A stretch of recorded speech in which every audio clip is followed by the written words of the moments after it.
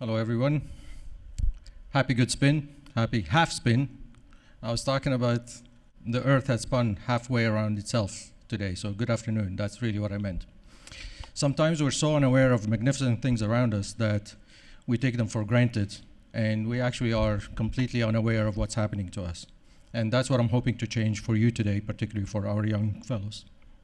Imagine a young boy 40 years ago climbing up a 30-foot tree, staying there for hours, sometimes well into the evening, no lunch, definitely no phone 40 years ago, just pure curiosity. Guess what he was doing? He was actually trying to see where the birds would come and spend the night. After many failures, many long days with nothing, he realized later that the birds actually go and roost. They don't go up in the trees unless they have a nest. That same boy also spent many nights trying to watch when the moon is going to be changing, looking at the moon, staring at it, really hoping that he can catch the moon spin. Another failure. Turns out that the moon actually doesn't spin. Do you know that if we were to actually live on the moon, the day would be about a month long, 29.5 days? It would be 2 weeks of daytime, followed by 2 weeks of darkness. That's because the moon rotation or spin is synchronized with its orbit around the Earth. Another failure, another disappointment, but it was also another very great enlightenment. So our perception is really limited by what we observe, but sometimes we are so quick to shift focus that we don't actually take the time to observe. We look at the bird, we look at the moon, we look at the tree, and then immediately we move on to something else. These perceptions are the elements of our decisions. A typical adult would make 35,000 decisions per day. Many of them are completely done unaware. When you hit the alarm button, when you turn it off, that's unintentional. That's completely sort of spontaneous. Same thing when you get into a room, you turn the light switch on. You don't think about it, but this is a decision. Actually, neuro signals are going from the brain to your limbs. So you're actually making those decisions. We don't want to be thinking about all of those decisions all the time. We make them unaware. Some of them are everything about what we eat, what we work, going to the washroom. All these kinds of decisions are done daily. But we don't want to think about them all, but I mean, we can think a little bit better. We can do a little bit better than not thinking at all. And that's what I'm trying to get you to think about today. If we are a little intentional about some of those decisions, some of those small decisions, we can actually change the trajectory of our life. If we are making a little bit of decisions about maybe waking up 1 minute early instead of hitting the snooze button. If we skip that last cookie, instead of going to the washroom and then going to the kitchen, maybe we do 5 push-ups before going to the washroom. We can do a lot if we change our small decisions and make them a little bit more intentional. Sometimes we think that our trajectory in our life is made by those very important milestones. Where we go to school, where do we live, what job we do, whom we marry. Sometimes we think that that's the most important thing. But in reality, life trajectory is actually far more impacted by the millions of those tiny small decisions that we make on a regular boring day, like today. You made a decision to come today. At the end, it actually affects all the other big decisions as well. So I mean, it's really a combination of both. But we cannot ignore the power of being intentional in those small decisions. So, if we are so intentional about small decisions can make such an impact, how about those big decisions? Again, most of those decisions, we need to be intentional about them. And sometimes we can have very good tools for that. Sometimes it's a lot easier, costs and money and time and things like that. When there are quantitative decisions to be made or quantitative factors to be made, we need to sort of weigh those competing factors, and we can just sort of assess the options. A good way to do that is using a decision matrix. If you haven't used one, when I was very young, I invented it. I didn't know it existed. That's how I thought. And then turns out that it has a name and it's a very important tool. but I invented it.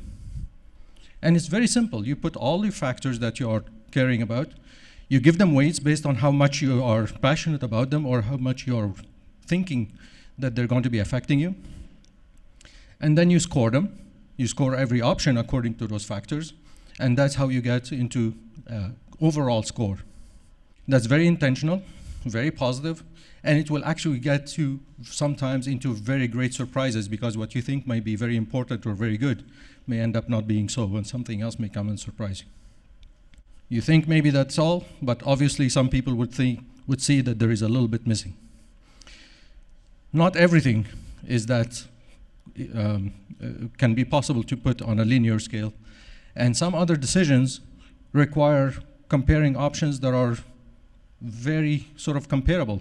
You can't actually tell that there is a best option. So how would you do that? Sometimes the values that we are comparing are values like happiness or kindness or things like that. You cannot put on a linear scale. But if we need to be intentional in the small decisions and the big decisions, how about those very complex decisions? Obviously, we need to find ways to be able to be intentional about them. So at the root of the difficulty for those complex decisions is that we cannot put them on a linear scale. But we have to find ways to use factors, to invent factors. And that's what we do. We invent factors that reflect who we truly are. These are the factors that would determine whether an option fits who we truly are. And we heard that a couple of times today.